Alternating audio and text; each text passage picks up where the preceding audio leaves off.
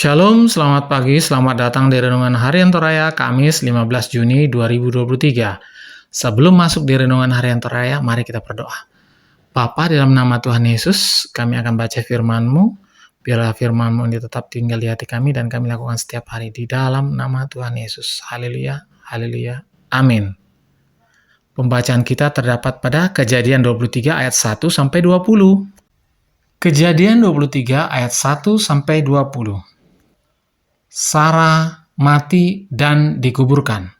Sarah hidup 127 tahun lamanya. Itulah umur Sarah.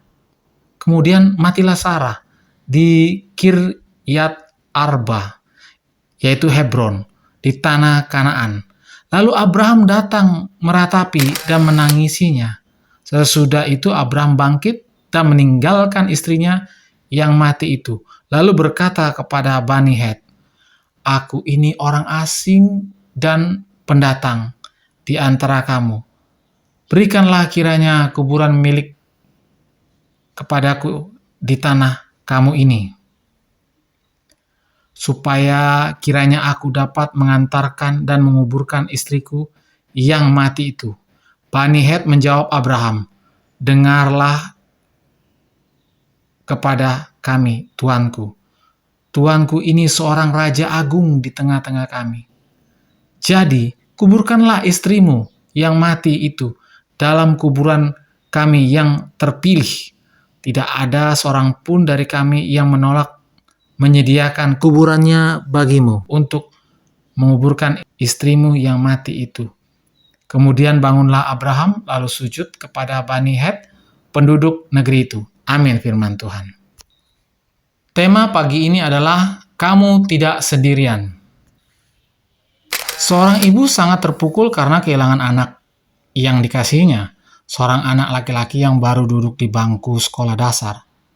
Ibu ini makin tertekan karena suaminya sedang berada di perantauan dan sulit untuk pulang menguburkan anaknya. Dalam duka yang mendalam itu, sang ibu merasa sendirian menanggung duka yang mendalam itu. Ya, duka yang dalam itu. Kondisinya semakin memprihatinkan karena duka itu. Namun, kedatangan keluarga dan tetangga membuatnya lebih tenang. Demikian pula yang dialami oleh Abraham ketika Sarah istrinya meninggal. Ia sangat terpukul karena sedang berada di negeri orang. Tetapi Tuhan tidak meninggalkan Abraham seorang diri dalam kedudukannya yang dialaminya. Dalam kedukaan yang dialaminya, Tuhan justru memakai orang Het yang tinggal di negeri itu untuk menolong Abraham. Mereka justru menyediakan kuburan untuk Abraham dapat menguburkan Sarah istrinya. Lalu Abraham menguburkan istrinya di gua Makpelah dengan bantuan Bani Het. Kehadiran Bani Het membuat Abraham lebih tenang dan sangat tertolong. Tuhan tahu keadaan yang dialami oleh Abraham yang sangat pedih ditinggal Sarah, istrinya. Disinilah Tuhan menyatakan kepeduliannya kepada Abraham melalui orang Het yang tinggal di negeri itu. Akhirnya Abraham tidak merasa sendiri karena melalui orang Het Tuhan menolongnya. Kita sering mengalami kesulitan dan pergumulan hidup, penyakit, persoalan keluarga, dan pekerjaan, atau bahkan kedukaan. Kita mungkin pernah merasa sendirian dalam pergumulan itu, tetapi kita percaya bahwa Tuhan selalu setia menolong kita dengan caranya sendiri. Walaupun Abraham beriman, namun sebagai manusia, dia punya keterbatasan. Namun Tuhan yang setia tetap menolongnya.